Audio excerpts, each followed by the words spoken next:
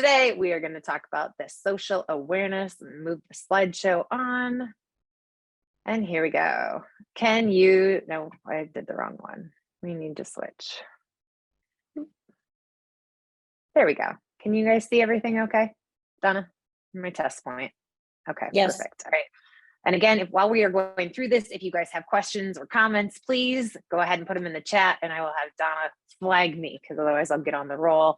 And that tends to be the way it is. So again, I'm Dr. Claire Musselman. I study human behavior. I actually run the Masters in Science program at Drake University, Masters in Science of Leadership program at Drake University, and am a professor of practice in the College of Business.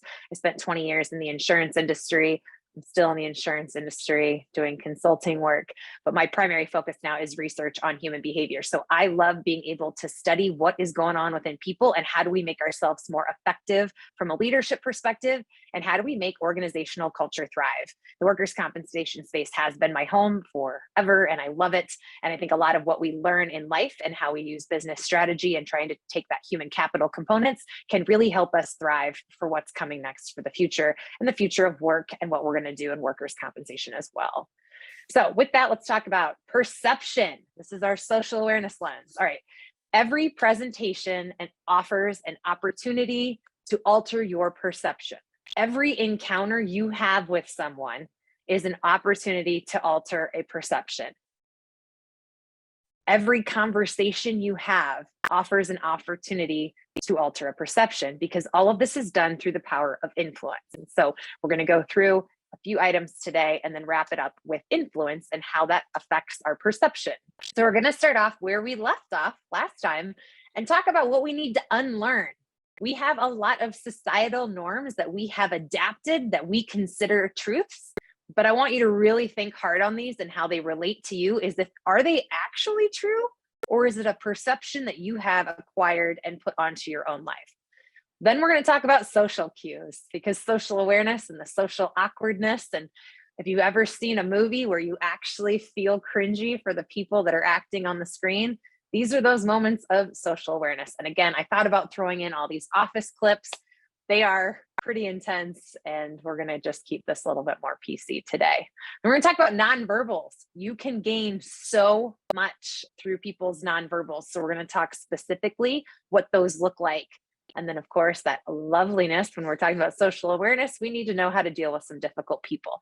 I'm not calling this crucial conversations. We're just going to learn how to navigate when people are not being their best, or we have observed that we've got some interesting social cues that are going on. And then lastly, wrapping it up with the power of influence. So let's talk about what we need to unlearn. So I'm going to tell you that we're going to start ripping the Band-Aid off of this, because you're here and you're going to give me your attention for the next hour. I want you to leave here better than you came in. That is always my anticipation when you come to these masterclass series. So I'm going to give you everything I got. So we need to start unlearning a few things. And I want you to think about this and how it applies to your life right now, because what you're not aware of, you can't fix. So let's start out with, we need to unlearn societal standards of beauty and diet culture. This is an easy one. So when we're talking about social awareness, a lot of times we already come in with preconceived notions about what people should look like, if we're going to find them credible, what type of dialect they have.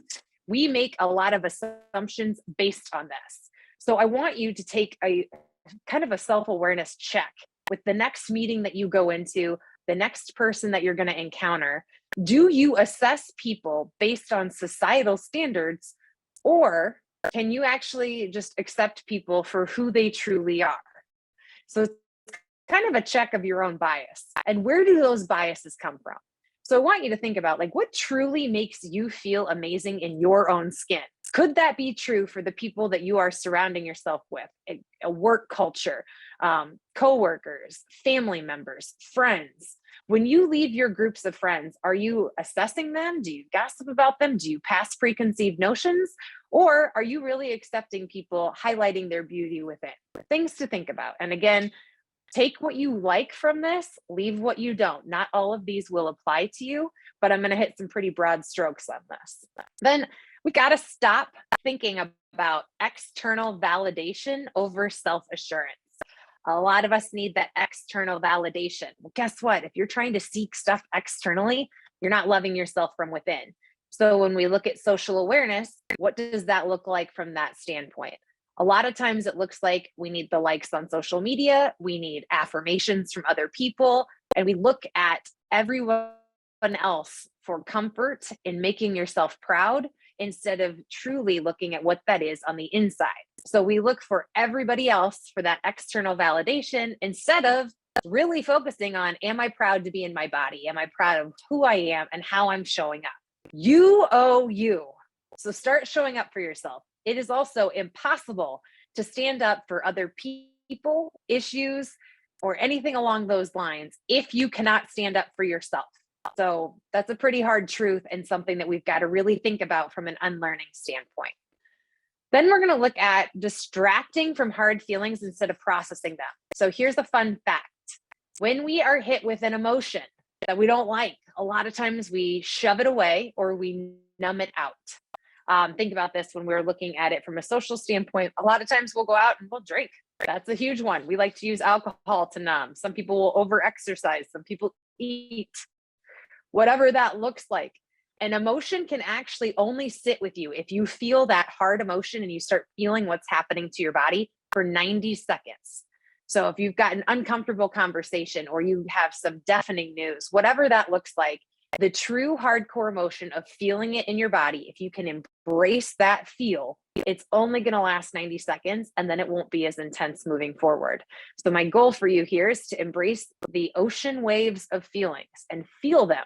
We are taught to not do this. So when we start looking at social awareness and we start seeing how we interact with the people around us, most people shove stuff down or they numb it out to the side. And so I'm trying to tell you to stop distracting from those hard feelings. It's okay to feel, it is okay to process, and it is okay to not be okay. Something else to unlearn. Okay. A lot of times as a result, when we're looking at social awareness and this perception, we make ourselves smaller to fit into social situations. I'm going to tell you, we got to unlearn that. If we want to truly be able to be authentic and live the lives that we really want, stay big, stay bold, and stay beautiful. People don't like the fakeness. And what we have done for prior generations and prior decades is to try and assimilate, which is a very important thing to do. We understand that to be successful in life, there is that part of assimilation, but not at the cost of making yourself small to fit into somebody else's narrative. And I think one of the good ways of putting this into perspective is thinking about like what your parents wanted for you.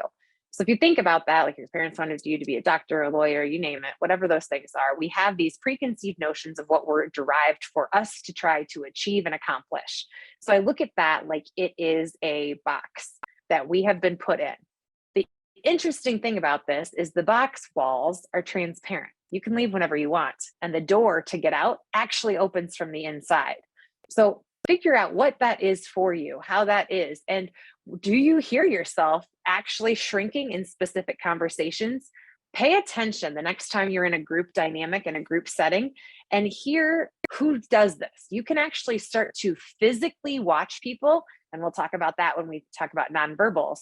You can see people shrink as a result of conversations that are had, questions that are asked, and perspectives that are given throughout social situations. So if you start to pay attention to the energy around the people in the room or in a meeting, maybe if somebody gets shut down, you can see people start to physically change. They are physiologically changing their surroundings as a result of this.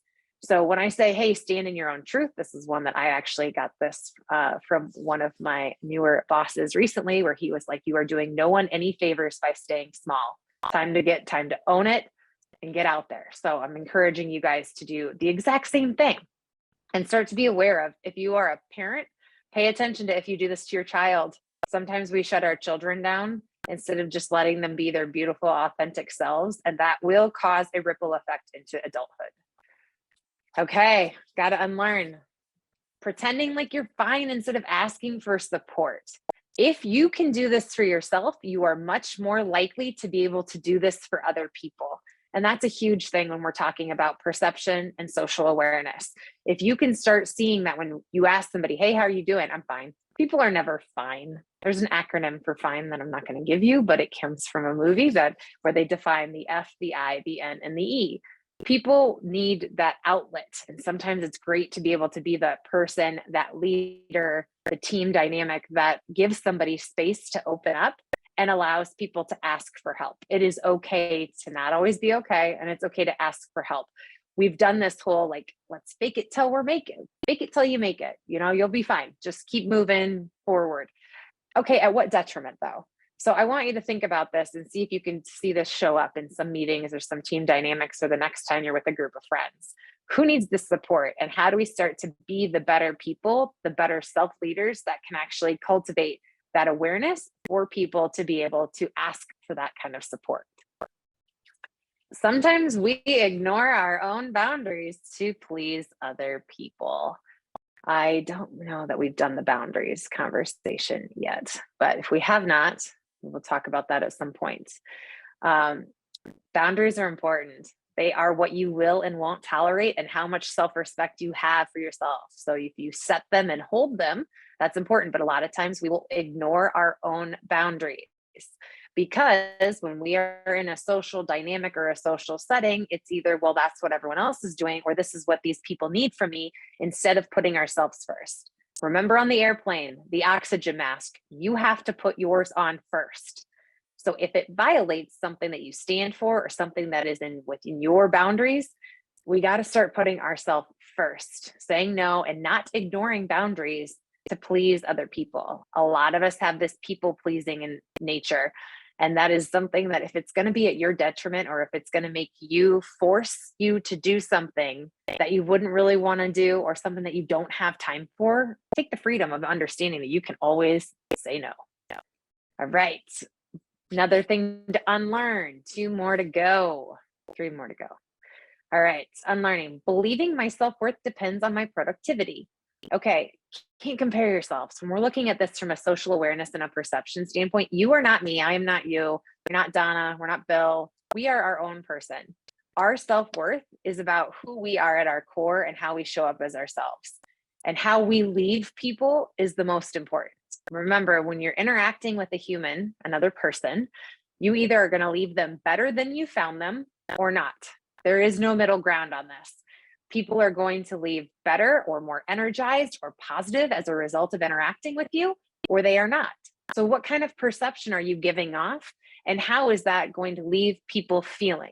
Are you bringing in negative energy into a room? Are you bringing in drama? Are you bringing in toxicity? What does that look like? And how are you able to control that? You are responsible for the energy that you bring into a room, the energy you bring into a conversation, and what you show up as. That is your responsibility. So when we start looking at this from a productivity standpoint, how productive you are is also going to depend on what you're looking at from a social awareness standpoint. Are you trying to compare yourself? Is your work the same as somebody else's? Knowing that some days you're going to be better than others, and that's okay. The most important thing of this is that your self-worth has nothing to do with how productive you are, but it has to do with how you are going to leave the people with whom you're interacting. That's the big kicker. And we tend to be like, oh, I'm doing this and I'm doing this and I'm accomplishing, I'm accomplishing, I'm accomplishing, and accomplish. Okay, great. But that's not where your worth arrives at. And that's what we've got to start unlearning. Then, I said this earlier, you must be able to stand up for yourself before you can ever stand for anything. So what does that look like? And when we're looking at this from a self-awareness or social awareness and perception standpoint, we don't need to sacrifice our voice or beliefs to avoid conflict. A lot of us do that in social situations. We don't speak up, or we just look down, or we just don't participate when something is uncomfortable or we don't agree with it. But I'm going to take Brene Brown's approach here and say, if you want to make a difference, the next time you see something, say something. The next time you see somebody bring cruel to another human being, take it personally. Take it personally because it is personal. And again, you can't stand up for anything if you're not standing up for yourself. So what does that look like in your world? And when we're looking at this from a social awareness standpoint, if you're surrounding yourself with people that cause you to sacrifice your voice or your beliefs to avoid conflict, are you around the right people? Look at how I digest information. Everything is food. So the interactions that you have with people, the people you surround yourself, the food you eat, the music you listen to, the podcasts you listen to, the TV you watch, all of that is food for how you are feeding yourself. So you're either encouraging yourself from a growth and development standpoint and stimulating yourself in an intellectual capacity, or you're not. And that ends up creating this dynamic where you end up sacrificing your voice and your beliefs because you don't want to upset other people. Well, if you're going to do that, we got to go back here, because then you're ignoring your own boundaries to please other people and putting yourself in a situation that's not going to be for your best self. And at the end of the day, you've got to show up for yourself first. So some things to think about as we unlearn.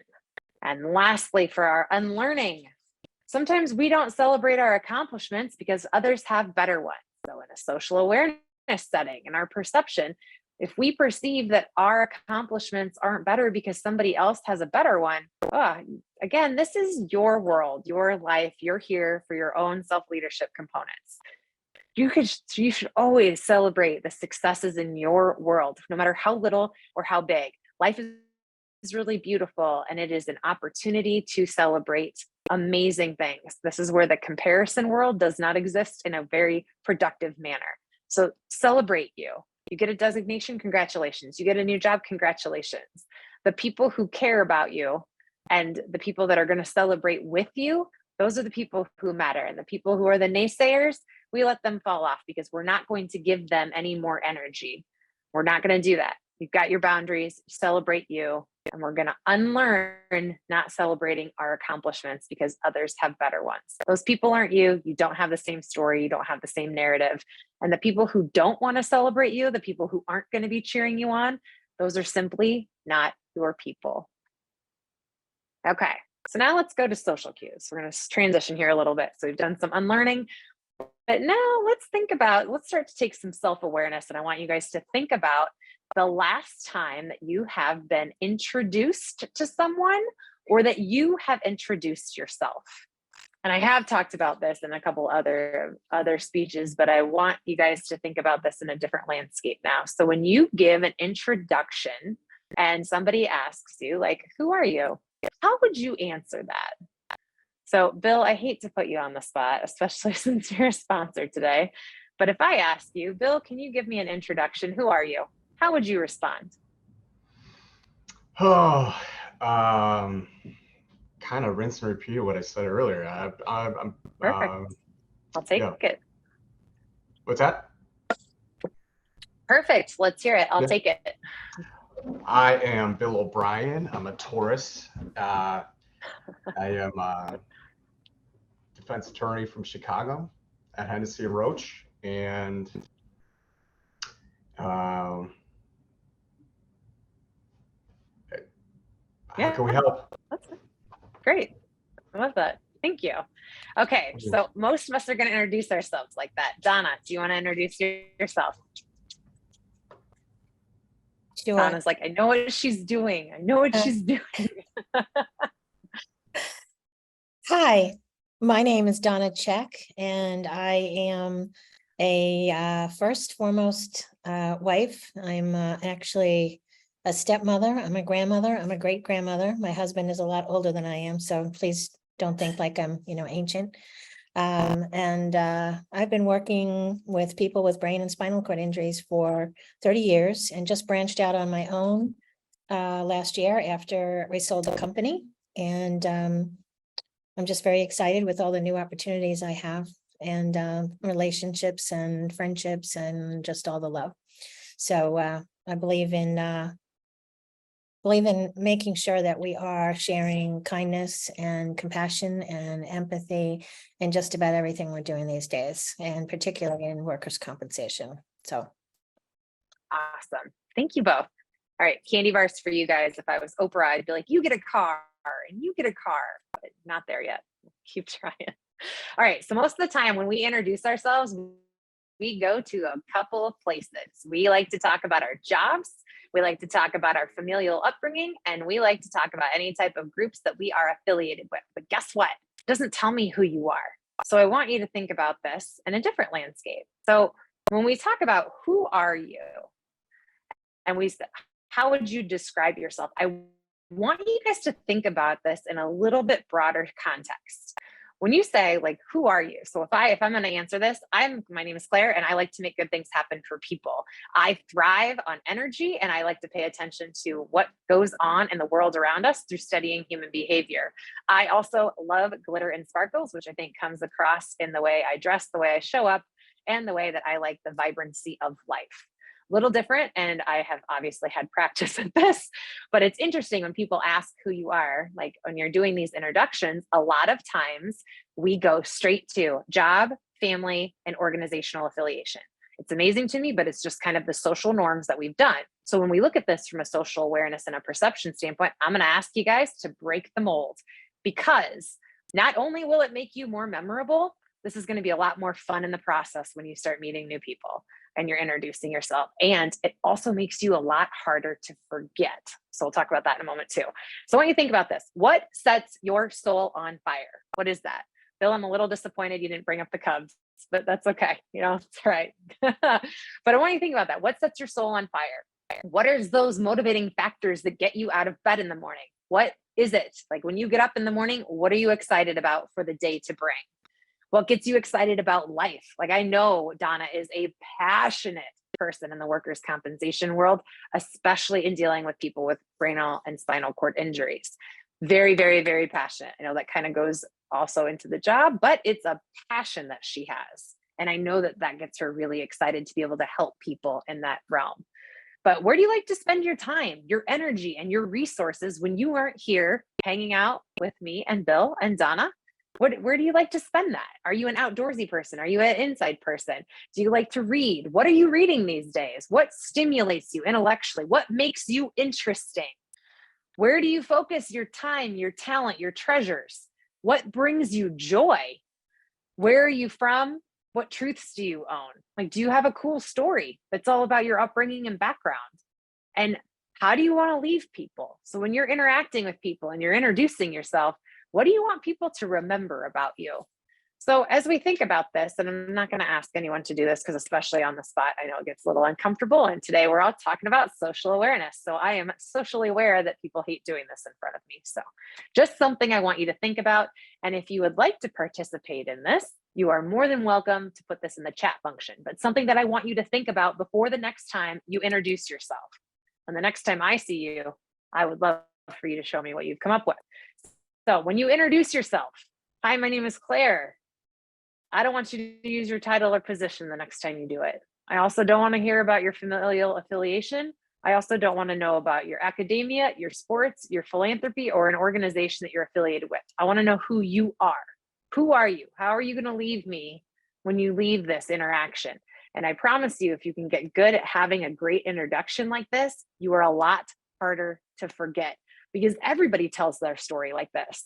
Hi, my name's Claire. Like I'm the principal of CM Advising. I'm a mom. I also am a professor at Drake, etc. There's a difference between qualifying why you are experienced to talk on a topic versus introducing who you are as a person. So I definitely want to leave that there is a difference in the space.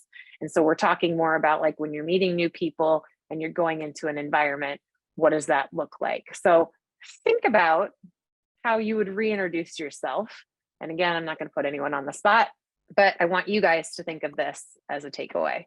So why does this matter? So when we introduce ourselves, most of the time when we're mingling, it is like rapid fire networking. What do you do? Oh, that's nice. Where are you from? Oh, okay, great. So what are you doing here? If you're at a conference, if you're at a meeting, if you're at a dinner. Oh, okay. Oh, great. Okay. And then we go on to the next person. When you come to this with more depth and something that's a little bit different, you're going to have a more meaningful interaction. And from a social awareness standpoint, the reason this matters is because you're going to be able to build credibility and trust a lot sooner than just the handshakes around the room, the exchange of business cards and whatnot. So instead of doing okay, hi, nice to meet you. Okay, did that. Next person. Oh, hi, nice to meet you. You do that. Okay, cool. Next person. This is going to change that dynamic a little bit more so that when people engage with you, you're truly being engaged with, and it's a lot harder for you to be forgotten. So when we start looking at some of the social scripts, we all do this. Hey, how are you? Okay, so what do you do? Like that's our qualifier. But if you remember, some of the stuff I told you to unlearn was how we validate ourselves. So something to think about with this. So I want to give you guys some different social sparks to think about when you're having conversations with people. So if you're at a space, like one of my go-tos tends to be, what do you do when you're not spending time having this conversation with me right now? If somebody wants to talk about their job, or maybe they got promoted or something cool, awesome. Absolutely, we'll validate that. But I try to steer it away from like the work aspect, because what really builds our human connection with whether we're going to do business with a strategic partnership or whatever that looks like, is all the extra stuff. I think about our very best strategic partners, whether they've been our attorneys or any of our other ancillary providers in my time in the insurance space. And they were the ones that I really got to know. Like I got to know about their life and what set their souls on fire. That's the things, like those are what those cornerstones are to human connection, because they help release different chemicals within our brain that make us feel good. And when that interaction ends, you are leaving people better than they found them, and they're leaving you better than they found you. So with that, here's a couple ideas. We've got like, what passion projects are you working on? Maybe that's work related, maybe it's not. Do you have anything exciting coming up in life? Instead of asking people specifically, do you have any summer plans? Are you traveling? What's your story? When people tell you their story, that's going to show you what's important to them. It's also one of the reasons I like to do when I do attendance in my classroom. I like to say, tell me 3 good things since the last time we saw each other, because it tells me where people spend their time and what their focus is on. And then that's a good way to help start building connection when you start to have those one-on-one conversations. Some other things to think about. This is a plain white screen, because I want you to think about, instead of how's work, any cool projects? What are you working on? What's the highlight of your day? Instead of what do you do? Are you working on any of those passion projects? How's the family? Any vacations coming up? Instead of going, where are you from? How about what's your story? Instead of how's it going? What are you up to this weekend? Again, anytime that you can get people to talk outside of the normal realm, you're going to learn where they spend their time, their talents, and their treasures, which can help facilitate deeper, meaningful connection. And also, what do you do to unwind? This is always fascinating to me. I like to learn how people complete their stress cycle. So, at the end of a long day, what do you do to unwind? Are you reading? Are you listening to podcasts? Do you exercise? If so, what kind? Do you do it inside? Do you like to get outside? How do you reset your mind? What do you do to fuel yourself and to fill your cup before engaging for the next realm of life? All right, so I really didn't think I would have to focus on this, but I went away on a trip last week. And guys, I will tell you, it's amazing to me, the social scripts that people still bring up. So please, things to avoid. And Donna, since you opened up the window for this, I'm coming back to it. Donna says she's a great grandmother. So if somebody comes up to you, Donna, and asks you what you did in high school just a couple years ago, this makes me laugh. Guys, people, this is basic, very basic. When we are trying to leave people and we are self-aware and we're going down this social awareness standpoint, bringing up topics that are pretty basic aren't going to leave people better than you found them. It's going to leave them less than intellectually stimulated and probably wanting to find that next person. I'm fascinated when people ask me, like, oh, so what did you do? Like, what sports did you play in high school? Or where did you go to high school? I'm like, can you not come up with anything better? Like, it's been 25 years. Like, I don't remember. I mean, the Cubs have won a World Series since then. So come on now, Also, focusing on kids only. This ends up a thing. A lot of us do this where we find out somebody's a parent. And so we dig into like, well, what are your kids doing? And what are they doing about this? And we focus, like, get hyper focused on the kid element. Being a parent is one element of who we are. And so one of the things that I've noticed a lot since I've started studying human behavior is that our children, they're great while they're here. If we're really great, we get to become grandparents, great grandparents, etc. But they are a piece of our life. And when they leave and start their own life, we are still left here. So going hyper focused on that can not always be a benefit. It can sometimes be a detriment, or maybe people don't want to talk about their children's traveling softball team until they're blue in the face. Just some things to think about. Also, I know this one is one that we talk about a lot. Politics are not necessarily a great topic when you are in these type of scenarios. Same with religion. Past traumas that you might be aware of, maybe not the best social interaction standpoint, or any information that you might know about somebody that you're not supposed to. If someone's confided into something, don't bring that up to that person. Just awareness. And I wouldn't feel like I need to touch on these, but every single one of those I watched this past week. It's pretty amazing. So next time, this tends to be more around family, but pay attention. It's always amazing what people will and won't say. All right. So anyway, let's get back to where we were. All right. Why this stuff matters from a social cue standpoint. And when we are working in social awareness and perception, being different wakes people up. A lot of the time we are in a massive routine of doing the same thing day in and day out. When you are in networking with someone, or you're in doing this introductions, or you're working with a new group or a new team, maybe you're breaking down some silos at work, it makes a difference in how you come in with your own social scripting, because being different wakes people up and it jazzes them into a new kind of engagement. You're trying to help people start a new neural pathway that they're going to have when they engage with you. And so we look at, how do you spice up introducing yourself? What does that look like? Again, most people are going to say, this is my position, this is what I hold. And maybe that's important in the context, but what else can you add, again, so that you're not forgotten? It's not other people's responsibility to make sure that we are remembered. It's our responsibility to make sure we're not forgettable. So one of the other things I think that is still to this day always going to be something that's different and wakes people up is sending handwritten notes.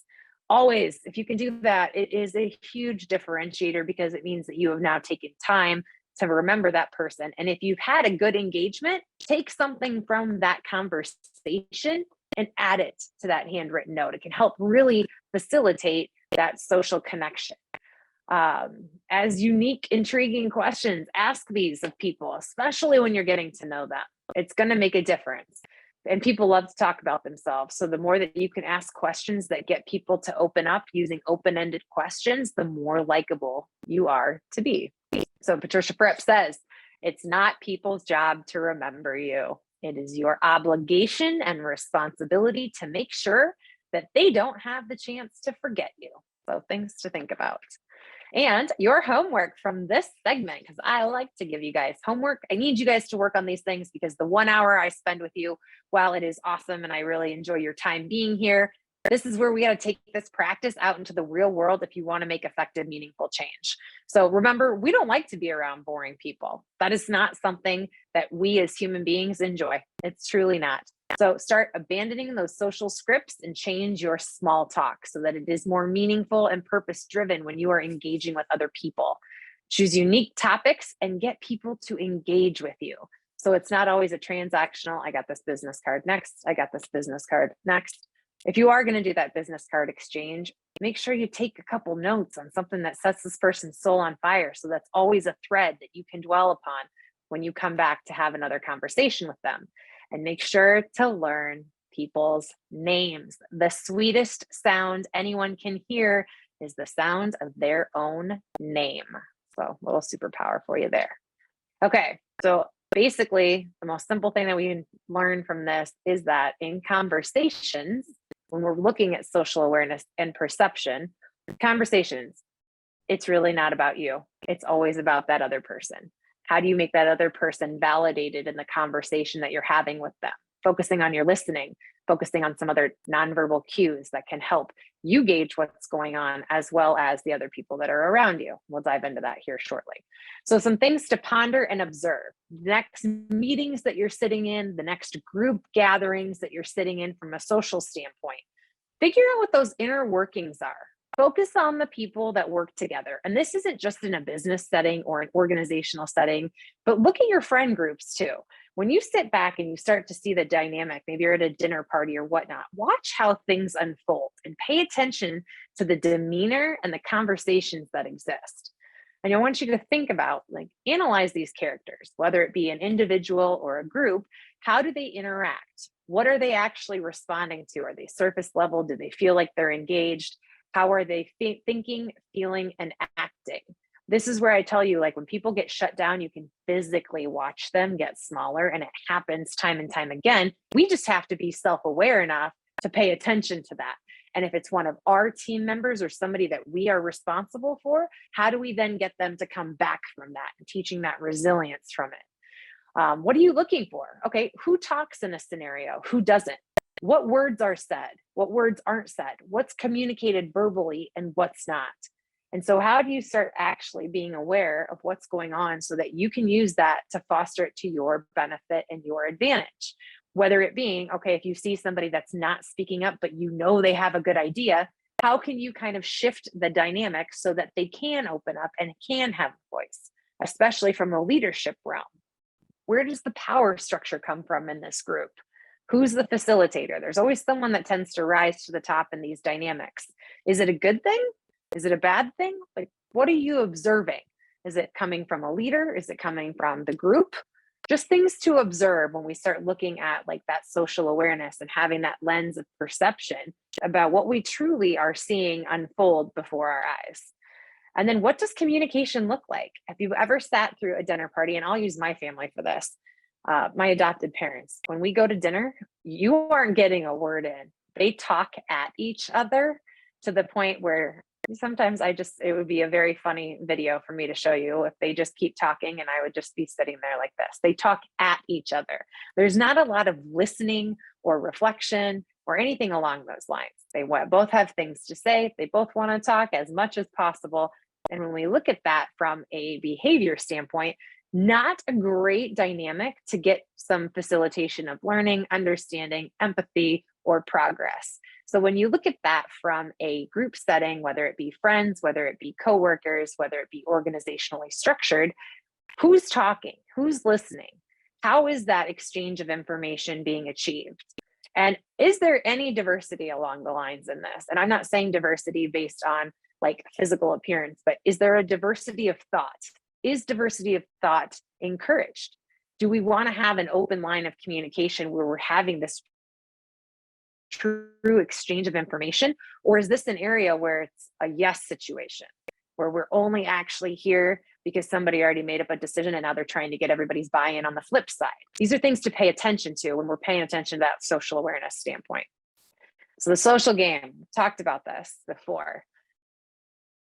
The whole fake it till you make it, I'm really going to continue to encourage you all, you are being perceptive in this, is to stop faking it, but start paying attention to who does. It gets really obvious, and we're going to talk about this body language stuff here shortly, of who is very insecure and whatnot. And once I tell you some of these things, you won't be able to unsee it. So I'm going to prep you on that. But you can start to see who is actually comfortable in their own skin and who is not. And my goal for you guys is not only to be able to see this in the real world, but then to reflect it back on you. So we want to make sure that you are understanding how you fit into this situation. So I can tell you, I gave you guys that example of when my parents and I go to dinner. Well, my daughter keeps me in check off the bat. If I ever interrupt her or try and talk at her or over her, there's nothing like a teenager to snap you back into reality. But I like being checked. My goal is never to talk over or at. I want to facilitate a conversation.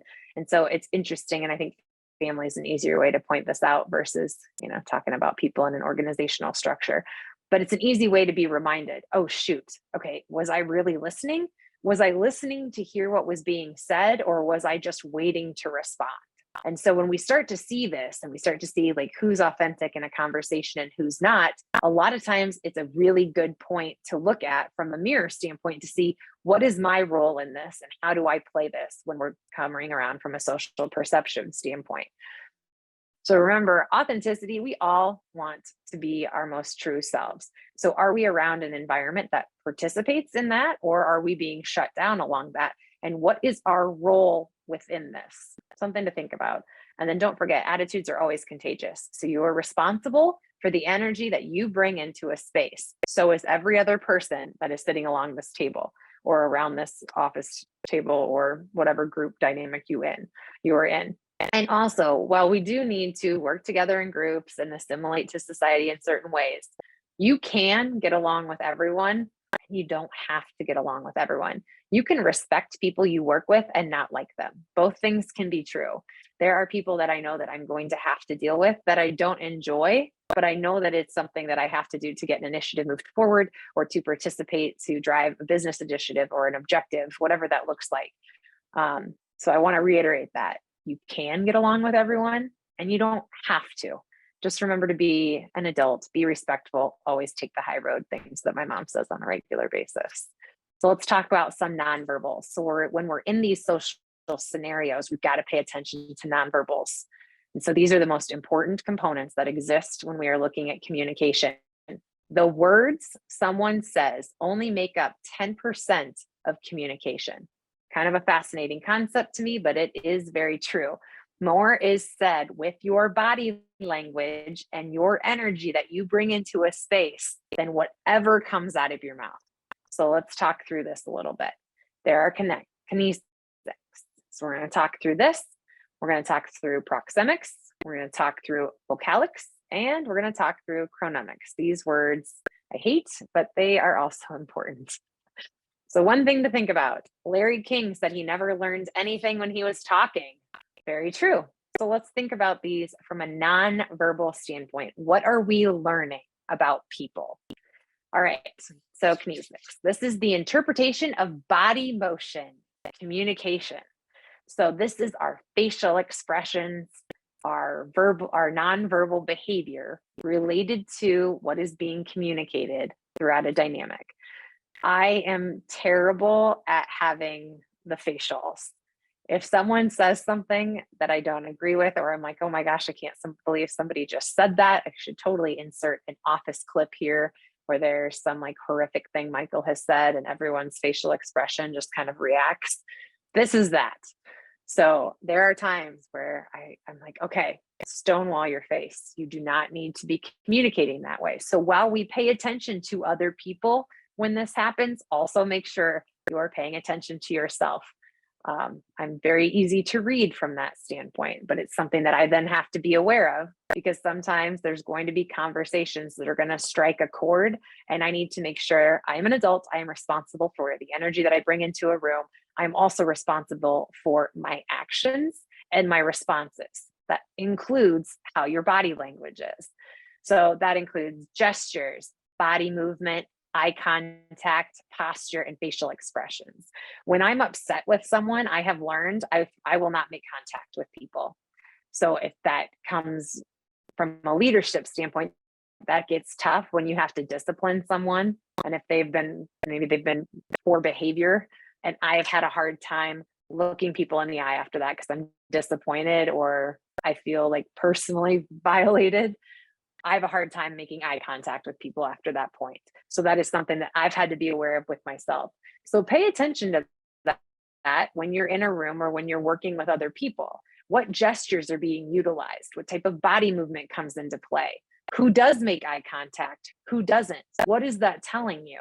What do people's postures look like? This is where when we talked about shrinking yourself, maybe there's a conversation that's being had and you physically see somebody start to get smaller. Maybe they lean back in a chair, but what the whole big piece of this is that when you are confident and you're feeling good in your own skin, you sit with your shoulders back and down and your collarbone open. This is the most energetic way that you can transfer your energy to other people. The first thing that we do when we feel violated or we feel that someone has said something that kind of alters us in a way is we try to close that off, because we're trying to keep and protect ourselves. So we make ourselves smaller, either by sitting back in a chair, maybe crossing our legs, something along those lines where we kind of go into more of a protection mode.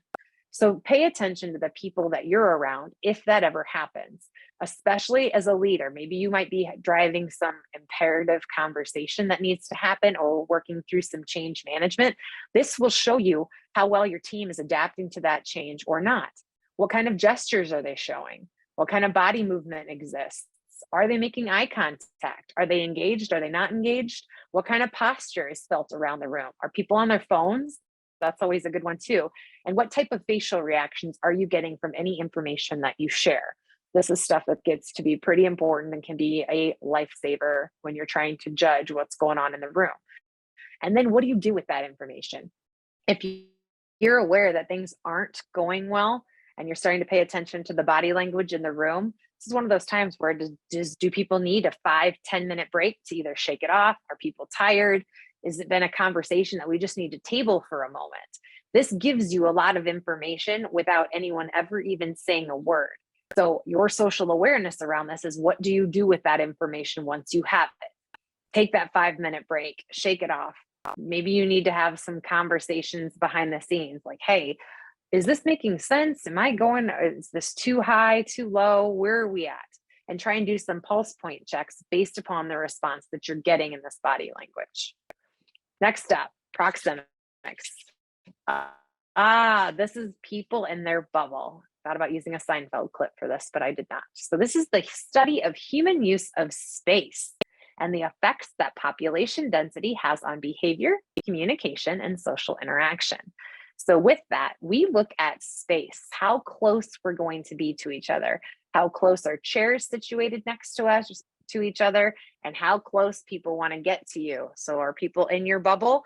And it's different. It's very interesting. This is very different culturally, country to country, geographic location in the US. How close people feel that they can get to you is very interesting, and it's very diverse. So just something to be aware of. And COVID did not necessarily help us with this. It kind of created more space.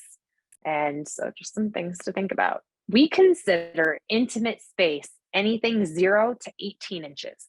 So if someone's going to stand closer than 18 inches to you, that is going to feel very different than having a conversation with somebody who's just in your personal space, maybe 3 feet away. So just things to be aware of, because this is how an energetic field is going to feel differently. You might feel a little bit more vulnerable the closer people are to you. So if you know that you have to have a challenging conversation, maybe we put something more in a social space where you're sitting across from a table, or if you're going to have a team meeting and you know it's going to get kind of hairy, maybe we space it out a little bit differently so people can still feel safe in their own space, but that we're going to have a tough conversation to have. So we look at personal space as anything to about 1.5 feet to 4 feet, and social space 4 to 12 feet, and then public space is 12 feet to 25 feet. So when we're looking at this and we're starting to network with people, how close we choose to stand to them can say a lot about how they are going to respond to us. So something for you to be aware of on your own. How close do you like to stand to people? How close do you like to sit towards people? What does that look like? And do you get a good response as a result? So think about that, one, and how people do that to you, and two, how you do that with other people. And then start paying attention to how it works around the room. So the next time you're at like a networking event, pay attention to how people interact and see who stands close to each other, who stands farther away. Maybe it's people who have known each other for a long time, so there's a different comfort level, or maybe it's people who haven't ever really interacted before. You can tell a lot by the space that exists within people. So something to be able to pay attention to from a social awareness standpoint. All right, next up, vocalics. This is the non-lexical component of communication by speech. So this is when we look at accents, we look at pitch, tempo, how quickly you're going to speak, how energized you're going to speak, how loud you will speak. What is your diction like? How fluent are you? A lot of this is going to shape shift depending on what dynamic it is. A lot of us are working from home, so there's different dynamics that go into this. But a lot of this can tell you where people sit. So if somebody is angry, maybe their tone is a lot more intense. You've got a heavier volume, there's more crescendo. But this also could be maybe when we are talking and we're trying to share new and exciting initiatives. We want people to be excited about it. So we're going to use different voice inflection along the way. So things to think about in how things are being communicated. So what are you hearing outside of the words? All right, next up, chronemics. This is the use of nonverbals. Punctuality, the willingness to wait, and the interactions that exist along the way. So one of these components is the speed of speech. So how quickly are people saying their words? Are they trying to get a lot in? Are they nervous? Are they not? What does that look like? What movements exist? How long are people willing to listen to you before they tune you out? So we talk about it as like a willingness to wait. How long are people willing to sit and hear what you have to say? This is kind of where it's fascinating when we put these like hours and hours of meetings and we don't give people breaks. That doesn't necessarily mean that people are paying attention. So we want to think about it from that standpoint of how long are people willing to put themselves out there before they're going to disengage and quit listening. So just some things to think about. And the next time you're in a meeting, maybe you've got an hour-long meeting with other people. What does that look like? And when you start to pay attention around the room, who's paying attention? I'm going to actually laugh at this because I saw something on social media the other day where there was a group of people listening to a speaker, and you could see behind the speaker, every single person was on their phone. So this is something you want to pay attention to. And it's also, if you're losing people and you can pay attention and you see that, what can you do to shift the environment? Again, is this where we take a 5-minute break? Is this where you change your linguistic tone? What do you do to get people back engaged in that moment?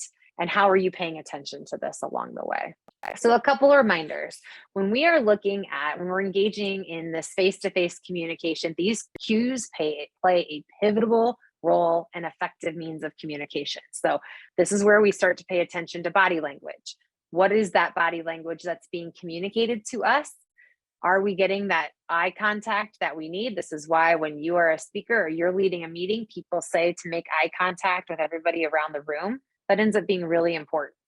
And then what type of professional appearance are you in charge of? So when we look at social awareness, the way that you dress is also very important. Like, is it okay that you're showing up in a sweatshirt and yoga pants, or is that going to be not seen as overly professional? These are things that we just have to be aware of, because your audience is going to assess your credibility as a result of how you're showing up to the table with that. Sometimes those dynamics are going to be just fine. Maybe you can wear a hat and no one's going to think any different. Maybe at a board meeting, that's not what you're going to want to do. So social awareness around that. How are you going to be perceived by how you show up and your professional appearance? How do you want people to remember you or not forget you along the way? Some other things, when we are looking at active listening, again, the social awareness and our perception, what are we listening for, as well as how are we showing up and paying attention to these cues? So this is looking at the importance of paying attention and avoiding distractions. We want to make sure that we are paying attention to what else is going on around the room aside from just what is being said. A lot of power in understanding what's not being said. It's a great time to ask clarifying questions and seek feedback, especially if you know that there's other people in the room that aren't going to be able to speak up. Maybe they don't feel psychologically safe in the room, or maybe this is just a really good time for you to step up and step into your own power of asking the questions that aren't going to be done by other people. And then also making sure that we do approach things with the lens of empathy, so we know that just because something is not being said, maybe there's a bigger reason behind it. So taking a little push of empathy with that. All right. And one of the other things to remember when we are looking at in-person communication, and we're looking at this from a professional etiquette standpoint, don't forget the importance of greeting people and introducing people to other people and create that positive first impression. So we started talking about that earlier, about like, how do you introduce yourself? Well, what about how do you introduce other people? How are you going to facilitate that? Are you going to just go positionally, or is this where we start to navigate a little bit more meaningfulness that exists within that realm? Maintaining some professionalism during conversations. Again, if you want to go all business, is this where we start to invoke a little bit more depth when we're looking at passion projects and things that are a little bit different, so that people are more engaged from the get-go? And then also we want to look at how to deal with difficult people. And I knew this was going to happen. I always take way too long in these masterclass series. But one thing I want to leave you guys with before we move on into your day, I want you to remember that first impressions are not always one and done. And so when we're in social scenarios, a lot of times the way that people are showing up is because of what has transpired from that moment or moments leading up to that. We all have different experiences that go and exist throughout the day. So when I tell you you're responsible for that energy, maybe you've had some devastating news. Are you going to carry that into this? Maybe this is going to be some first impressions and some dialogues with people that you haven't met before. Well, what does that look like? And how are you going to make sure that we don't end up in a scenario where you're not putting your best foot forward? Do you need a 5-minute walk, maybe a quick meditation, maybe a song that you can pull up and dance to, so that you know that you can show up for this social scenario in a lens of perception that things are good, we're doing well, things are going great, because that's what you need in that moment. Remember that decisions on people are rendered in our minds within 0.33 seconds. The brain is going to decide whether you like someone or you're going to trust what they are going to say or do within a third of a second. So this is where all that other stuff kind of helps us try to shift that perception. And that's why that's been so important, where we look at every interaction. is a chance to shift a perception, because our brain has already rendered a decision way before we get through any of this. And so those are things that we want to think about along the way. So with that, there's a lot more to cover on this. So we will have to make this a part 2, but I want you to think more about this and that social perception of how are you showing up and what does that look like? So your homework is to start paying attention to what this looks like in your own world and your own dynamic. I want you to think about, what does this look like? How are you showing up for people? And what does that mean along the way? So if you're in a meeting and you see people are not talking, what does that mean? Are we going to shift? Are we going to shape? What's that going to look like? How are you going to show up as your very best self? How are you going to start bringing dialogue and dynamic into making things better for the groups that you facilitate and the groups that you are a part of?